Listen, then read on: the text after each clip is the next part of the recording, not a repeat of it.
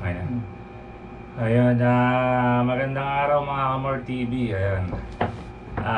Special day today kasi mag-unbox tayo ng DJI Mini 4 Pro.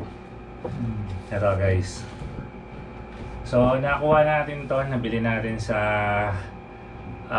SM North Annex. Actually ang drone na to ay kuya to, kay Lipad PH, kasi passion niya yung pagpapalipad talaga. All is well TV. So ayun guys, try natin i-unbox. So bakit DJI Mini 4 Pro ang binili natin? Bakit hindi yung mumurahin drone na lang, ganyan? Kasi guys, beginners lang tayo. Hindi pa tayo professional pagdating sa pagpapalipad nito. So DJI Mini Pro, equipped siya ng mga safety features tulad ng obstacle avoidance, ganyan. May waypoint rin siya, so kahit di ka professional gumawa sa paggamit ng waypoint, para ka na rin professional gumawa ng video gamit ang drone. So yun guys, ilalabas ko na. Ito yung tinatawag na Flymore Combo ba tawag dito? Ayan, Flymore Combo Plus. With 40 minutes, ito guys, with 45 minutes battery, 3 times yung battery niya. So meron namang mas mura, yung drone lang, tapos yung wala siyang remote. So magaling makumbinsi yung SM North, yung DJI doon. So nakumbinsi kami, eto na kunin namin. Kahit medyo pricey siya, yun, sulit naman. Hindi mo rin pagsisisihan. So guys, open na natin. Hindi namin talaga binuksan agad to kasi hinintay natin na kumpleto tayo. Pwede mo buka yung okay.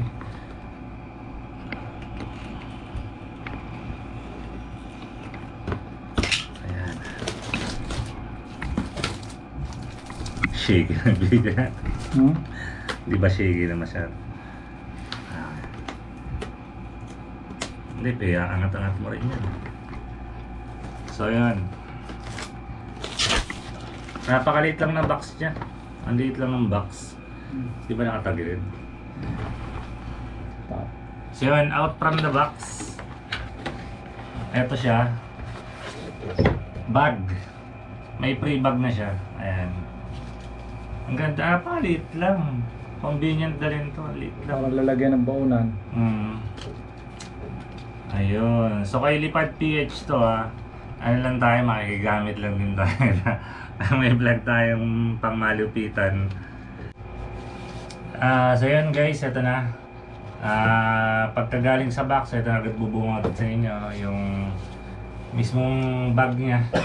Andito na rin yung laman sa loob. So buksan natin. Kung hindi ako nagkakamali, pares din siya sa DJI Mini 2. Parang gano'n yung bag niya. Ano ba ito? Ang galing. Parang waterproof. Pati yung zipper niya waterproof. So yun. Ayan, grabe. First time yung mahahawak nito, remote na nga. DJI Mini 4 Pro. Ganda. Nakabalit pa, buksan natin. Tabi muna natin, remote. Tapos battery, pati yung niya, yung bang tawag dito? Hub niya, battery hub niya. Dalawa yun nandito, yung isa nandun na sa drone. May napanood akong video, hindi ko alam kung kung kasi sa kanya, pagka-gamit niya, walang laman, walang factory charge. Ewan ko kung meron to, try natin ngayon. Ilang minutes yan? 45 minutes. Bawat isa? Bawat isa. So, one to sawa to. At eto na. Yung, grabe. Eto na guys, yung yung drone. Ayan na. So mamaya, tanggalin natin sa plastic. So, ano bang meron dito? Uy, may mga laman sa loob. Yun. Eto. Manual niya siguro to. Oo. Manual niya na hindi man binabasa madalas. Extra propeller, guys. Oh. Sulit na to, no? May extra propeller, no? Ang daming extra propeller. Bilangin natin mamaya. At saka ang vitamins. Silica gel. Ayun. Napakaswerte ni Lipad PH. Ang ganda ng ang ganda ng drone niya. So yun, buksan natin tong ang mga extra accessories niya. Tingnan natin kung anong laman. Kung ilang propeller to. May screwdriver, propeller. May nga pala guys to hindi siya basta-basta kinakabit May A at saka B propeller siya. A at saka B. So dalawang pares. Meron siyang extra dalawang pares ng propeller. So ayan, okay lang namamatay yung niyan, pang battery seat. Okay. So yun, tatlong pares. Tatlong pares ito. Isang pares, pangalawang pares, tatlong pares ng extra propeller. Maganda yan kasi once na magkadamit yung propeller, magagamit yan. Dalawang type C. Isang type C to type C na malamang to for file transfer to. At saka isang USB to type C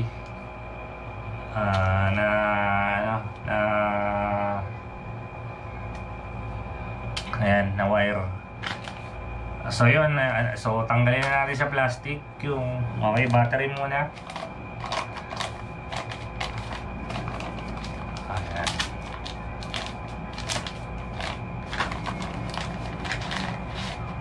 Guys, like and subscribe niyo yung Lipad PH. Siya yung madalas gagamit nito. Kasi passion niya talaga yung paglilipad. Ito, ilalagay ko sa screen yung channel niya. Sa Facebook, saka sa YouTube. Sa Facebook, sa YouTube, Allswell TV. So yun. Ito yung battery niya. Tatlo. Dalawa nakalagay dito. Isa sa drone, bali tatlo. Tipo 45 minutes na to. Hindi ganun flying din time. Oo, flying time. Hindi rin ganun kabigat yung battery niya. Pag drone talaga, Pero siguro yung 30 minutes nito mas magaan. No? Mas magaan yung 30 minutes yan. Ito nga pala guys, pwede nyo gawing power bank. Ito. Ayan, pwede nyo isaksak dito yung USB nyo. Tapos sa cellphone nyo for emergency purposes kung wala kayong power bank na dala. So yun, ito battery remote. Ayan, ito. So tanggalin natin yung plastic. Premium mawakan yung remote. Oh my goodness. Parang ampil niya, parang rubberized siya. Para siguro hindi nadudulas. Okay. Ayan. Yung antena niya, nabubuksan yan. Ayan.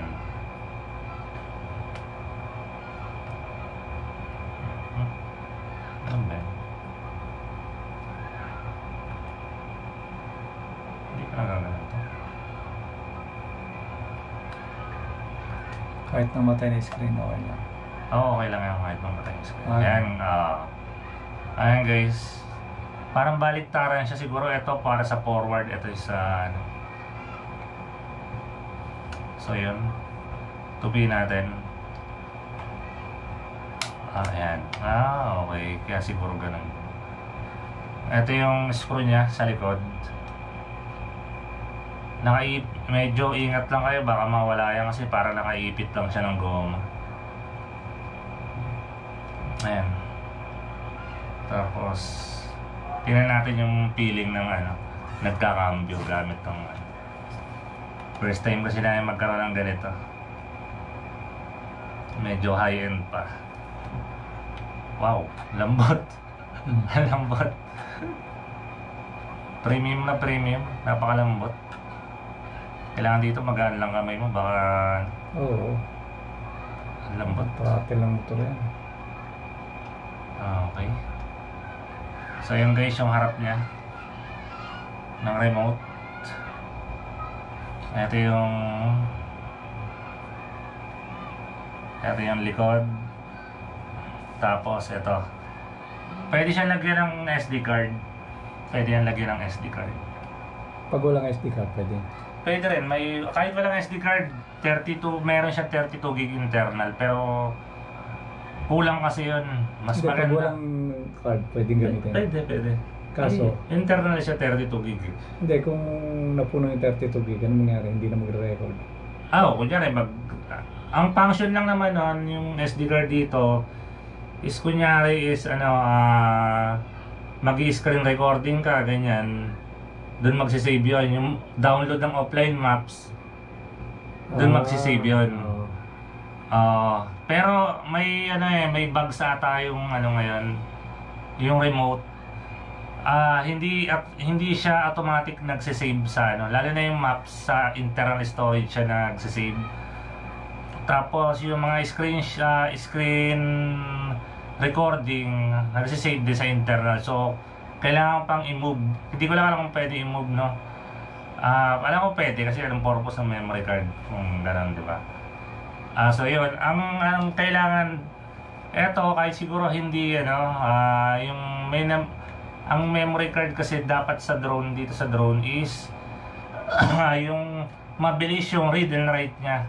Kasi kaya niya mag-record ng 4K at 100 frame per second. So kailangan mabilis mag-read yung memory card at saka mag-write. So yun, so pagka hindi siya pwede gamitan ng ordinary memory card. So mahal lang memory card ito. Kanina nakabili kami ng 256 memory card sa Memory PH. 2,100 plus. Hindi ko lang alam kung mas mura sa iba, no? Pero ando na kami, nabili na kami 2,100. Ito siya. Ito pala. Ayan guys, SanDisk. Pang drone talaga siya. Meron siyang drone dito na 4K UHD Ultra High Definition. So kaya-kaya niyang i-handle yung mga ganong resolution. Tapos yun, balik tayo sa remote. Ito rechargeable tong remote na to. Rechargeable. So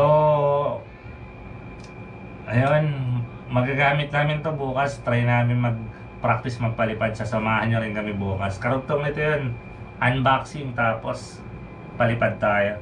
So gabi ngayon, bukas ng umaga gagawin natin yun. So yun, ito na yung remote. Tapos ito na mismo yung drone guys. This is the moment of truth. Ayan na yung drone. Ayan. Oh wow. Nakakamangha. Hindi ako makapaniwala na someday magkakaroon pala tayo ng drone. Ayan. Premium na premium pa. Parang yung unyango. So napansin ko lang dito yung motor niya, medyo naka-expose yung yung mga wire. Hindi ko lang alam kung bakit ganun. Wala siyang cover. Hindi, para lumalabas yung init. Pero ano naman to, tawag dito, may napanood akong vlog, yung range test niya, naging range test ng Hobbies and Collection na yun. So nangyari, inulan, pinasok malamang to kasi naka-expose, pero di naman nasira yung drone niya. So durability test, okay siya. So yun, try natin buksan, no? Yung mga sensor, 360 yan. Ayan, ito yung sensor niya. Pati Ito. sa ilalim. Oo, meron sa ilalim yan. Meron din sa ilalim yan, ito. 360 ang niya, avoidance. Kaya for beginners lang kami. Ito na pinili namin kasi medyo mumurahing drone. madidisgrasya din naman. Dito na lang, mas okay. So yun, first time natin gagamit kasi ng drone. Ayun, tanggal na. Di ba nabasag? So yun guys, eto na. Eto na yung mismong drone. Grabe, parang di ako makapaniwala na hawak-hawak natin yung drone na mga pinapangarap natin drone. So ito na. Ito alam ko. Ayun, okay. Pagbukas, pababa pala tong harap. Ganyan. Okay. Ayan. Wala namang ano siya. Basta hindi siya mahirap buksan. Ay. Nabahati. Ayan, so yun guys. Ayan na. Bukas na siya. Hindi ko lang alam kung may charge. So try natin buksan. Yun lang. Kung may charge, isang pindot, tapos din. So wala.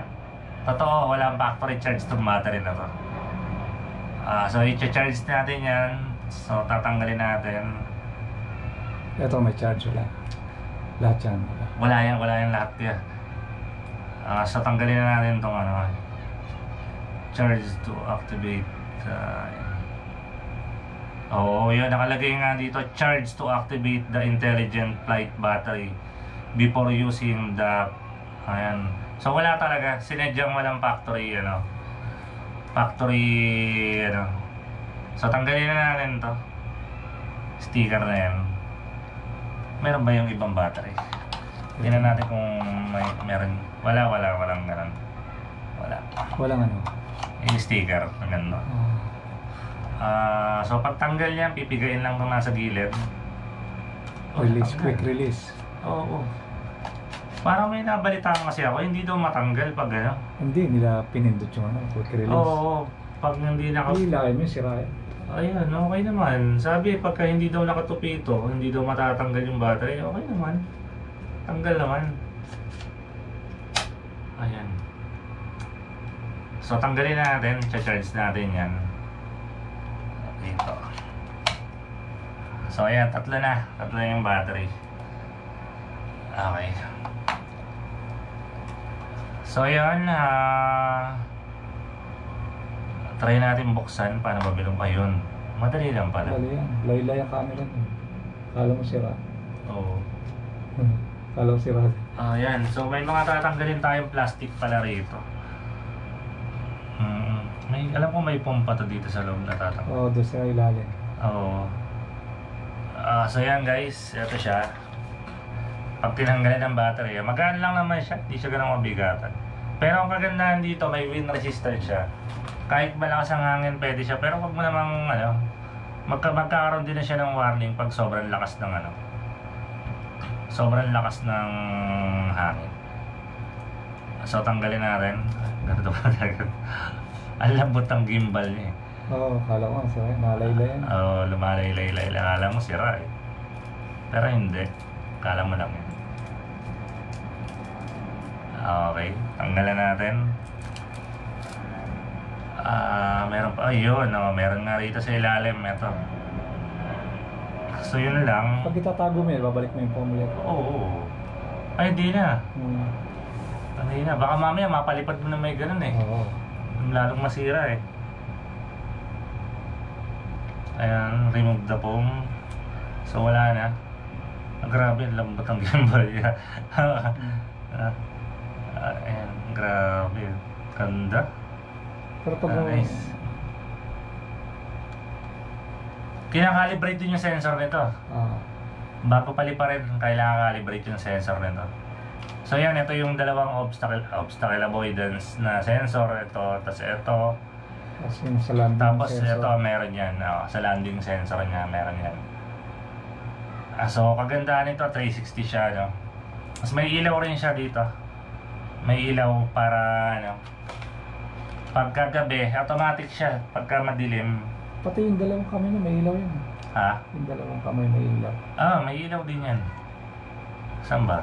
Yung kamay yun. Ito, dito. Ito, likuran to. Likuran. Sa harap wala. Likuran yung umiilaw. Okay. Kasi hindi pwede sa harap maano sa ilaw ng camera. Distract yung So yun lang guys. Okay na. Sa-charge namin yung battery, try namin paliparin bukas. So maraming salamat sa inyong suporta. Magandang mga next vlog natin. Meron tayong mga drone shop. Kasama si Lipad PH. Subscribe nyo yung channel niya. Mas marami siyang video i-upload doon na ano. So bukas nagpa-practice tayo magpalipad. Ito nga pala yung remote guys, no? up and down.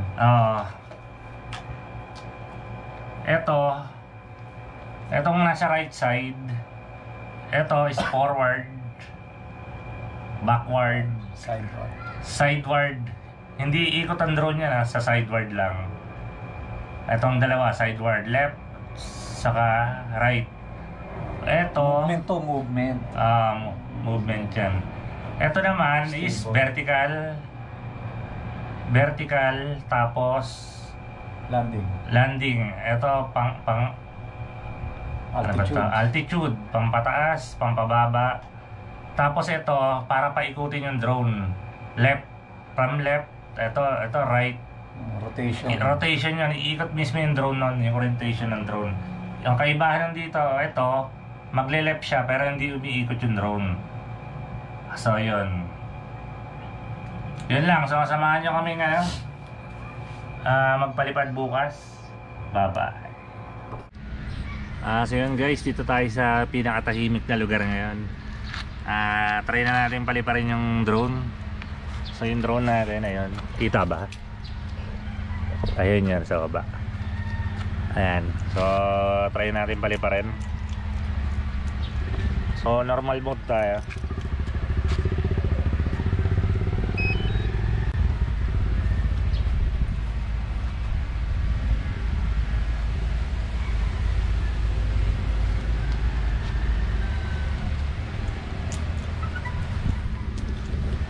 First time natin magpapalipad ng drone. Tingnan natin kung malilipad.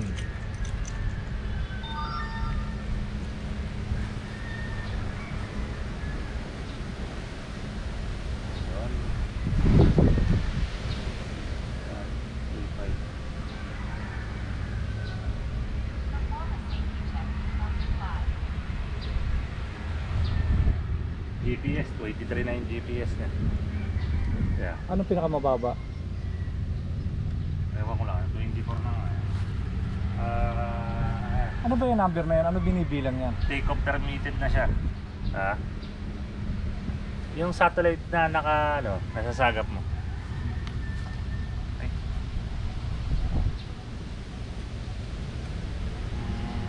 Saan ba yung setting ng ano dito?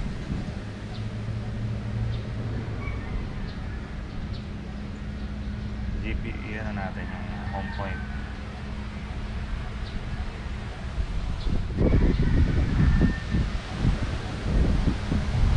Malakas yung hangin, ano?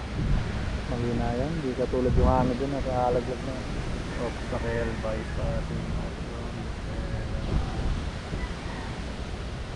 update home point.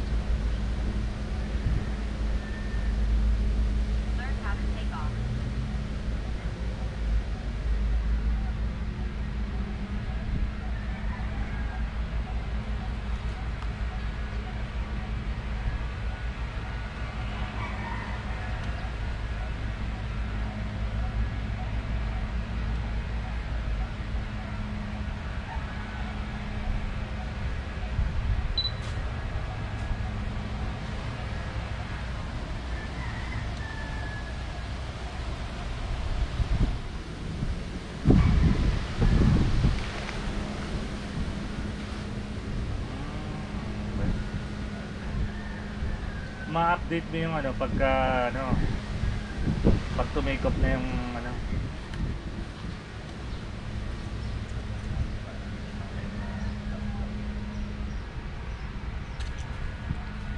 Ma-update yung ano. Doon ka na mag-update pag nakalutang. Nakalutang na lang.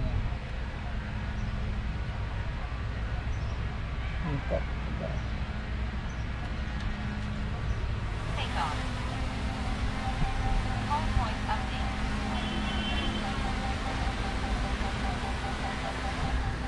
Updated na ako point.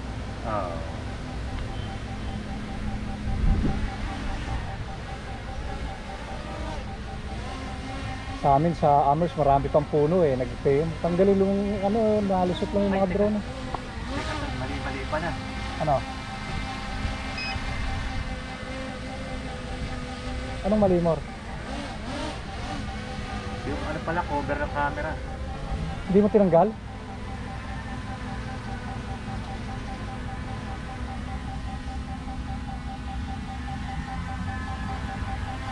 Ano, kukunin ko.